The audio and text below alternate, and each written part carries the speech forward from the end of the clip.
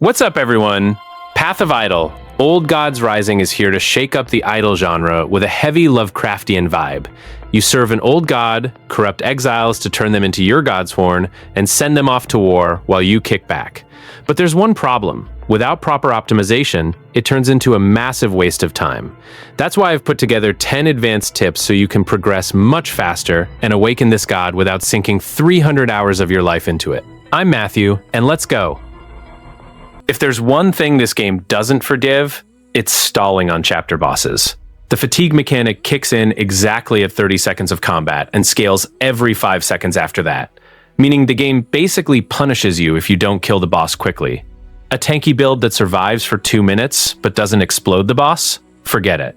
You'll get stuck on the same screen, watching the fatigue bar rise while your godsworn slowly turn to dust. This is where strength stacking, or any build focused on your primary damage stat, shines. Instead of trying to balance defense and attack, go all in on raw damage. Prioritize equipment, runewords, and village upgrades that boost your primary stat, and set up your godsworn to explode the boss before the 30-second mark, or at least as close to it as possible.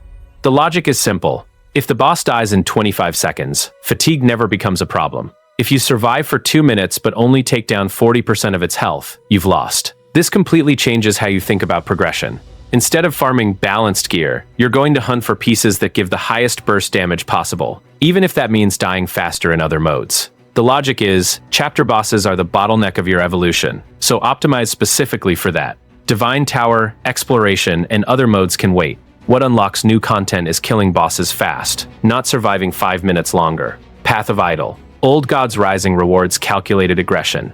Fatigue exists to force you to think about DPS, not tankiness. So, let go of the comfort of seeing your godsworn survive for 2 minutes and focus on building a burst machine that obliterates the boss before the clock becomes your enemy. That is what separates those who evolve quickly from those who spend 50 hours farming the same chapter. If you've already opened 200 chests at once, you know exactly what I'm talking about. The game starts to choke, the FPS drops, and you're stuck clicking on trash items for 10 minutes.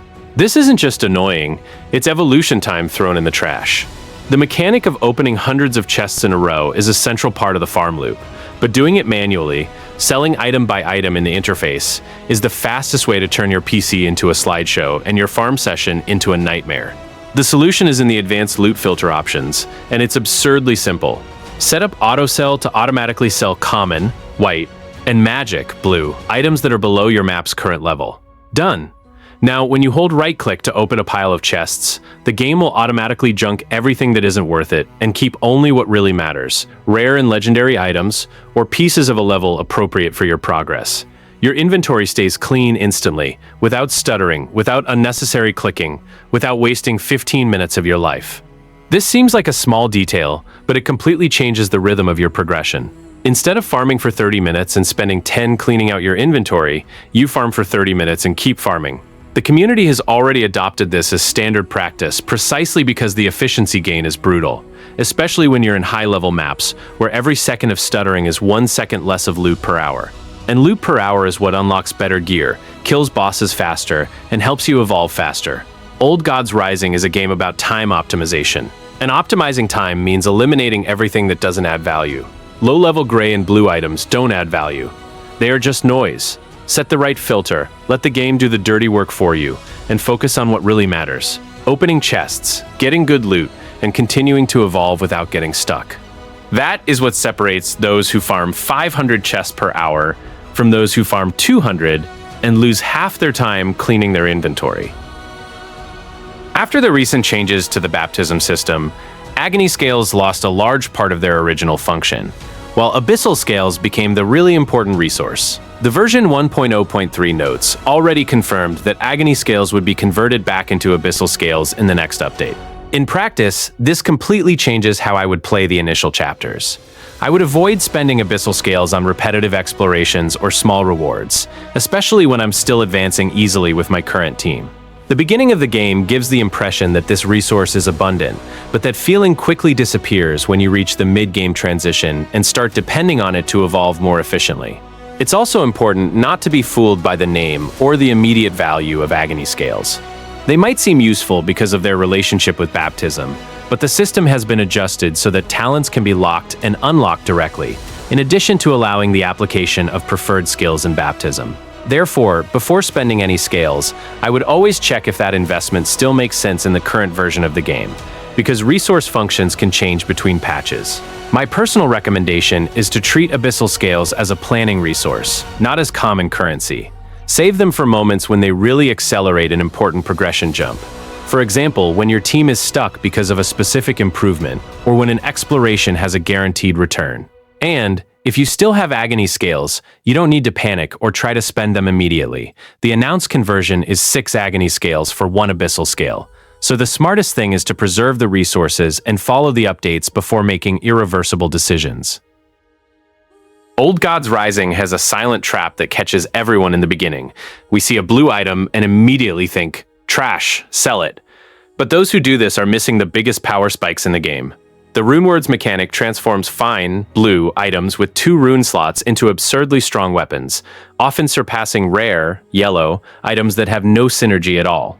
Rarity has become a distraction. Combinations are what rule. The secret is in the Workshop tab. When you're going to apply runes to an item, look at the colors that appear on the edge of the slot. They aren't decorative, they indicate which hidden runeword bonuses you can activate if you insert the runes in the right sequence. A blue item that seemed mediocre turns into a damage or defense machine when you get the combination right. The game literally gives you more power for understanding the system than for farming random loot of higher rarity. This completely changes your discard logic. Instead of selling blue items automatically, you start evaluating, does this item have sockets for which runeword? If the answer is a powerful combination, it becomes a priority, not trash. Optimized builds in the community don't revolve around equipping the highest rarity item. They revolve around activating the right runewords. It's synergy, not a color hierarchy. Old Gods Rising rewards those who read the hidden mechanics and explore them to the max. Runewords are one of those mechanics that separate rapid evolution from stagnation for weeks. So before you sell that blue item, open the workshop, check the colors on the socket outlines, and see if you aren't sitting on a massive power spike just because the game tricked you with the wrong color. One of the best ways to accelerate your evolution is to stop looking only at the prisoner's rarity. A fine or rare character might end up being much more useful than another of higher rarity if they have better primary attribute growth for their own class. The prison has exactly the torment mechanic, which allows you to change this growth using blood crystals and other resources. I like to think of this as building the perfect foundation for a hero, not just equipping a strong character at the start. If the prisoner is going to be a mage, I'd look for high growth in the attribute related to magic damage. If it's a warrior, I'd prioritize health or the main defensive attribute. Since these gains accompany the character's evolution, a small initial difference can turn into a huge advantage after many levels. The main caution is not to spend blood crystals without criteria. At the beginning, any improvement seems tempting, but the cost of rerolls can weigh heavily when you're still trying to unlock buildings, recruit new Godsworn, and strengthen the city. My strategy would be to define the hero's role first, observe the current growth, and only use Torment when the combination of class, role, and attribute really justifies the investment. This tip becomes even stronger when you start forming a team for the mid and late game. Instead of turning the first available rare prisoner into a Godsworn, I'd wait for an option with excellent growth and then try to optimize that value with Torment. The mechanic itself was created to alter the growth of prisoners' attributes, so using it on the right target is a way to ensure that every resource invested produces results throughout the hero's trajectory. For me, this is one of the most fun tips in the game, because it changes how you evaluate a legendary weapon. Instead of just looking at the base damage, I would analyze what it can activate and how often. The example of the weapon with a 35% chance to cast Meteor Starfire shows this well. A skill like Fireball, which hits 3 enemies, offers several opportunities to trigger the effect in the same cast. The logic is especially strong on characters who use multi-hit or area of effect skills. If each target hit counts as an independent attempt, 3 hits transform an individual 35% chance into an approximate probability of 72.5% of activating the proc at least once. That's why a weapon that seems only good on paper can become absurd when combined with a skill that hits multiple enemies. I would build the entire build around this interaction. For a mage, for example, I would prioritize Fireball and other skills that hit groups, plus equipment that offers effects activated by hits, elemental damage, or additional impacts. It's also worth testing if the game allows multiple triggers of the same effect in a single use, because this can make an area skill generate a sequence of procs and clear the screen much faster. My personal advice is not to dismantle a legendary weapon just because its initial damage seems lower than another. First, observe the trigger, the amount of hits of your main skill, and the actual frequency of activations during combat. The game clearly rewards combinations of equipment and skills, and has even received adjustments to skills like Meteor Strike, whose explosion radius was increased. So, when you find an item with a strong proc, look for a skill that maximizes your opportunities to activate it. I've learned to treat Journey Mode as the top priority, because the game unlocks systems and areas by chapters, and the quests may require you to complete several explorations before continuing. The campaign really works as a layered progression, with different adventure modes being unlocked as you advance. That's why, before starting a random exploration, I would always check the current chapter quest. If the objective asks to complete X explorations, it's better to save abyssal scales and direct your attempts to fulfill exactly that requirement. Spending the resource on old chapters just to get slightly better equipment can make you reach the next area without enough coins or scales to fulfill the mandatory quest. This caution is even more important because explorations are also linked to treasure progress and rewards from each chapter. Recent updates changed how exploration progress works, causing treasure locations to be renewed when that progress is completed. Therefore, it's not just about advancing on the map. You need to manage the pace of explorations so as not to waste attempts and important resources. My strategy is simple. First, I look at the active quest. Then I calculate how many explorations it requires, and only then do I spend the necessary abyssal scales. If there is no urgent task, I leave the resource accumulating and continue strengthening the team, the equipment, and the city. In an idle RPG, evolving quickly doesn't mean doing everything immediately. It means avoiding getting stuck just when the game presents the next big progression opportunity.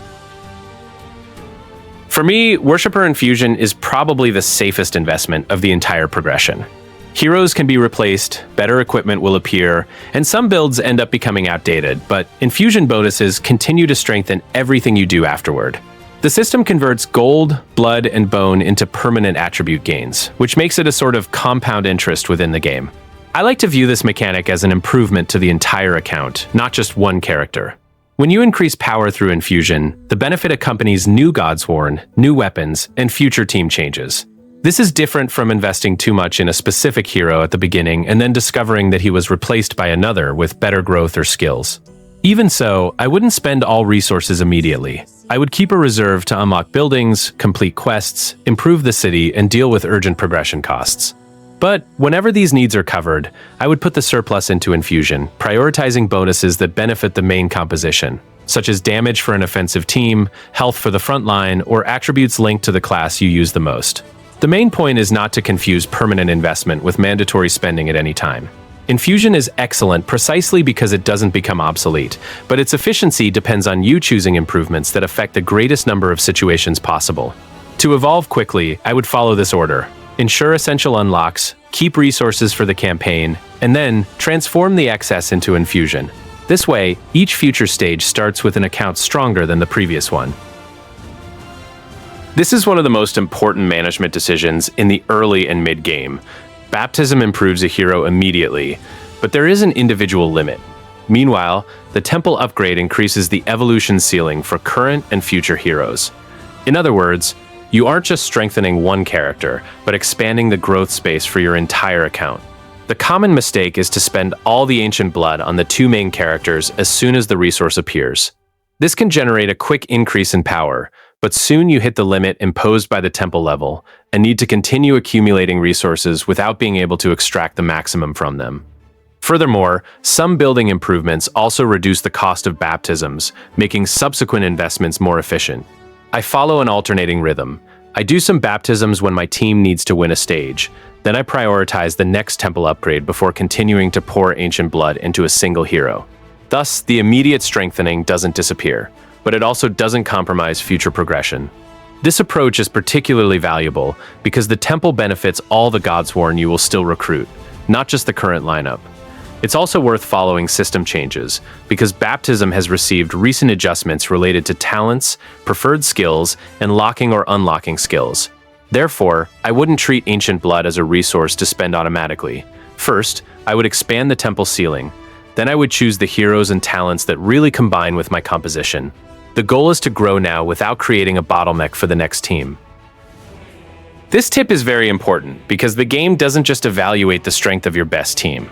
2 battle lines work at the same time, and a third is released later. Therefore, developing only 3 heroes creates a false sense of progress.